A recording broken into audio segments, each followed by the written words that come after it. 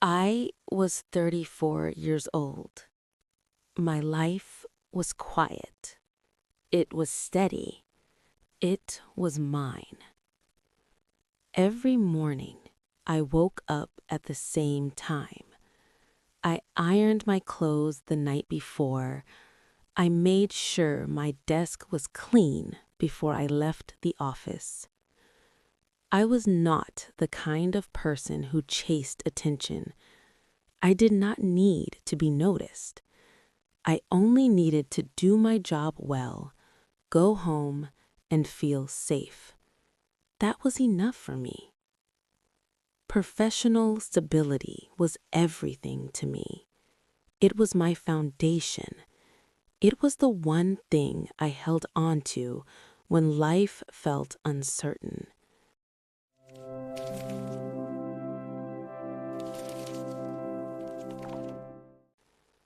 My boss was a man named Caldwell. He was 42 years old. He always wore suits that looked like they cost more than my monthly rent. He walked through the office with a kind of quiet authority. People sat up straighter when he passed by. He rarely smiled. He almost never joked. He was the kind of man who made a room feel serious just by walking into it. So when he started smiling at me, I noticed. I just didn't want to read too much into it. At first, I told myself it meant nothing.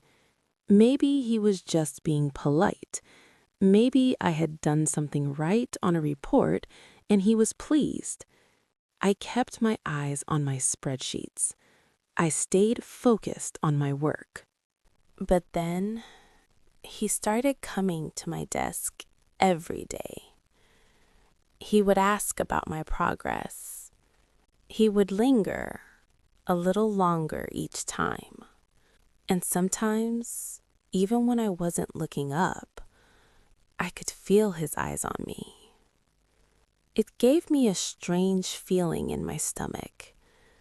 Not exactly fear, just something I couldn't quite name. One Tuesday afternoon, everything shifted.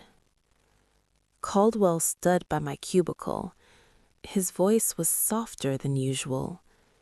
He told me my work ethic was exceptional. He said my contributions were vital to the department. He said that kind of dedication deserved a real reward.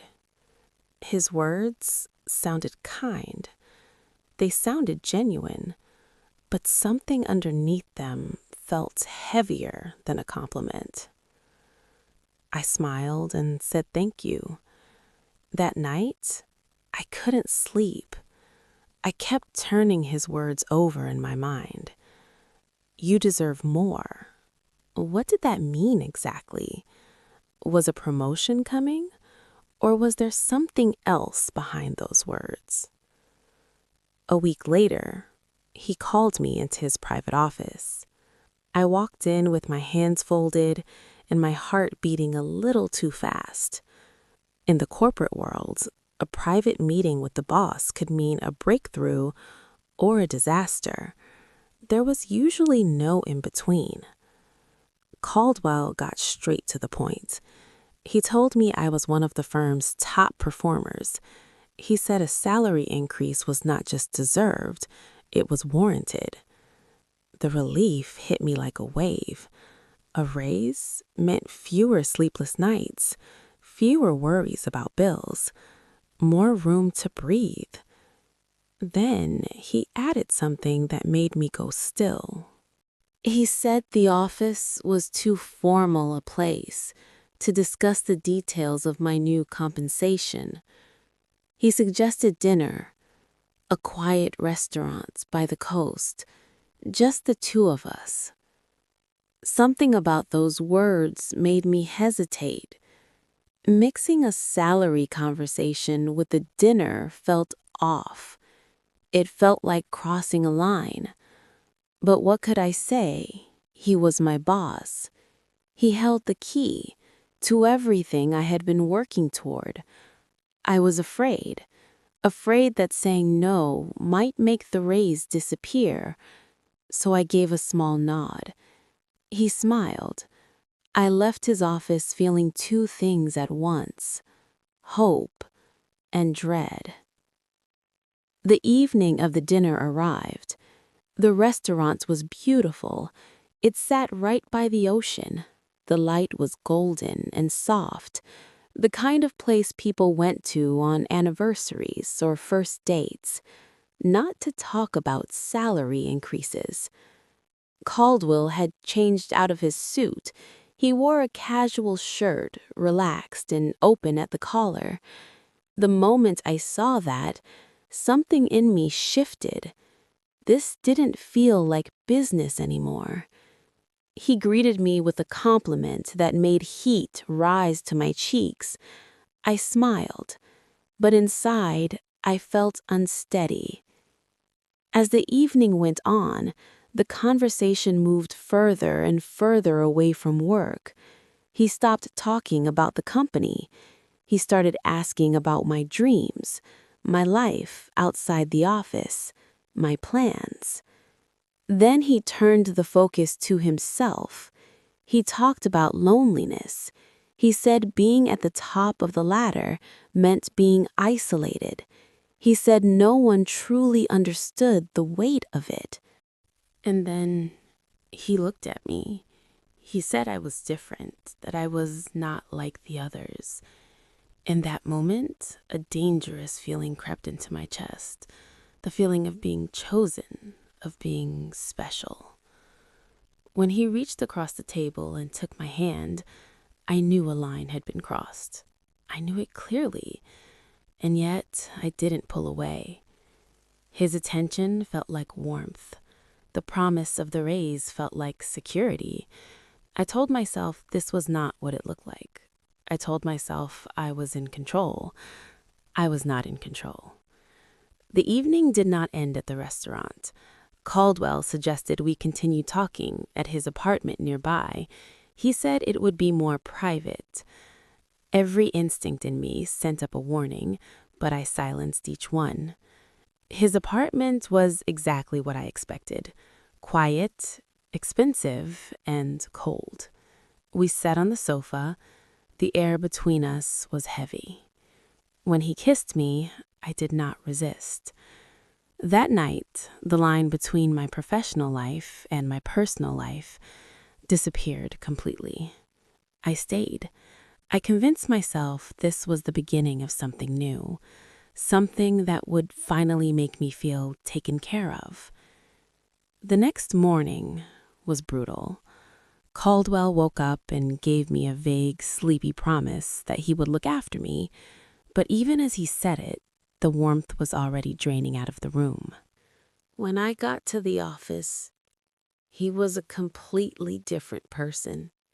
He didn't look at me. He didn't acknowledge what had happened.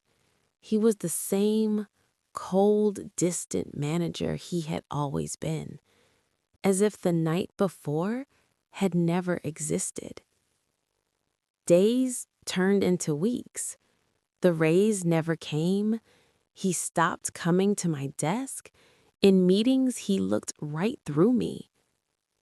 The man who had called me special treated me like I was invisible.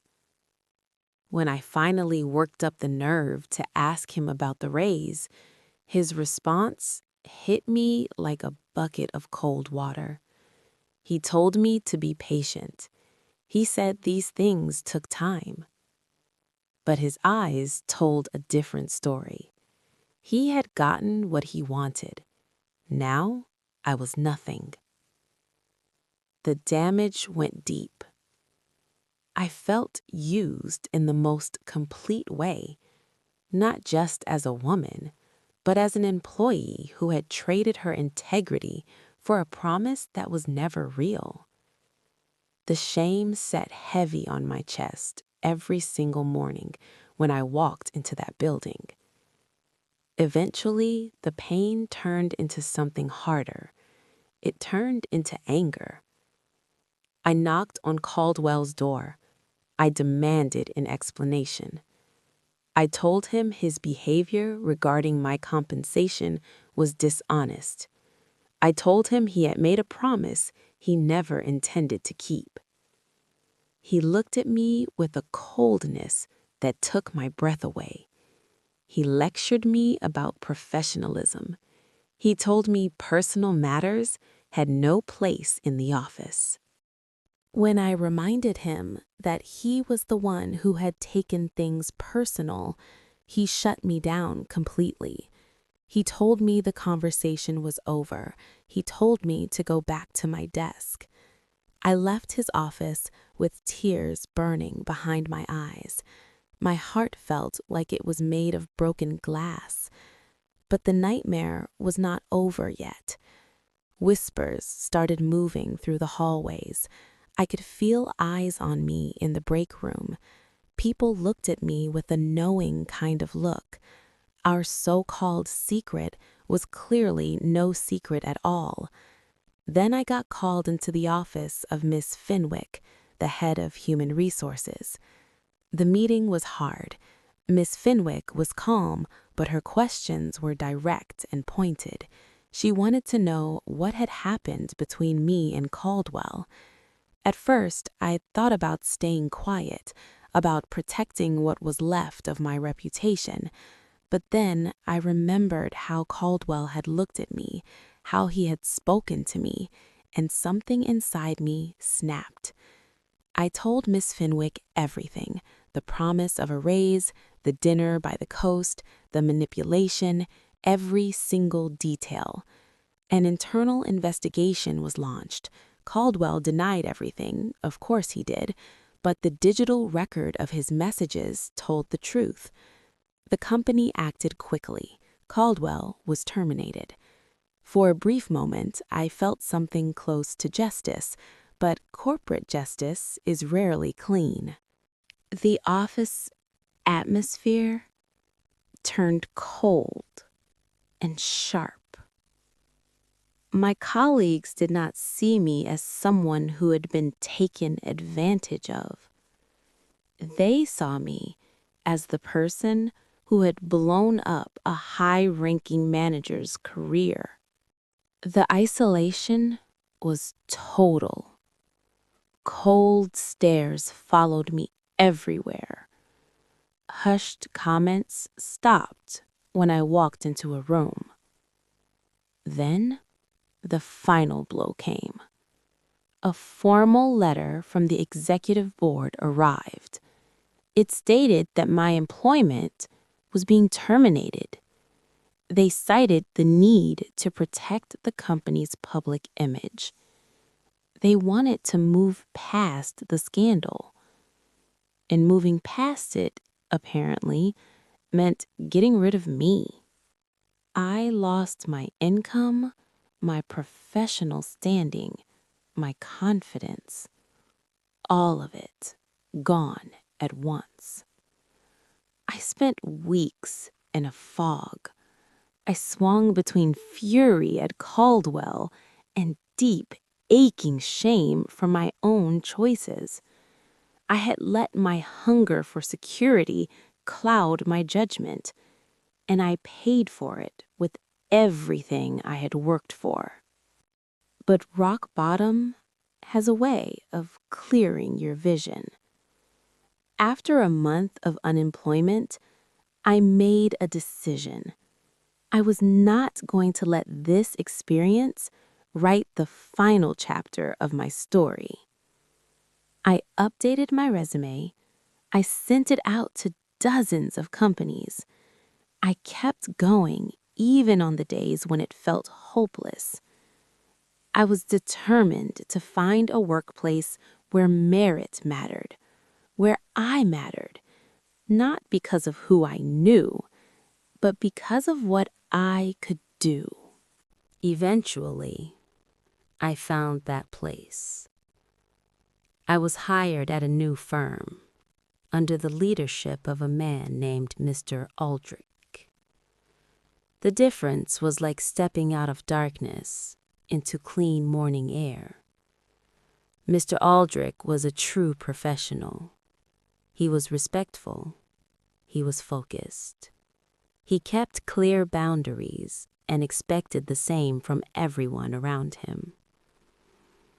In that environment, I didn't have to hide. I didn't have to calculate every move. I just showed up and did my work. And the work spoke for itself. I earned praise for my skills, real praise, the kind that felt honest. Looking back now, the experience with Caldwell was the most painful thing I had ever gone through. But it was also the thing that woke me up. I used to believe I needed someone in a position of power to look after me. I used to think my value was something that others had the right to grant or take away. I know better now. My worth is not a reward that someone hands out. It is something I was born with, something that belongs to me. And no manipulative boss, no broken promise, and no corporate scandal can touch it. I learned to recognize the warning signs. I learned to stand up for myself, even when it cost me something. I learned that protecting my integrity is worth more than any paycheck. My life is quiet again. It is steady. It is mine. But this time, that quietness is built on something solid, something no one can take away. It is built on self-respect. And that, I have decided, is the only foundation worth standing on. Thanks for listening to my story. If you liked it, hit that subscribe button, drop a comment, and tell me where you're listening from.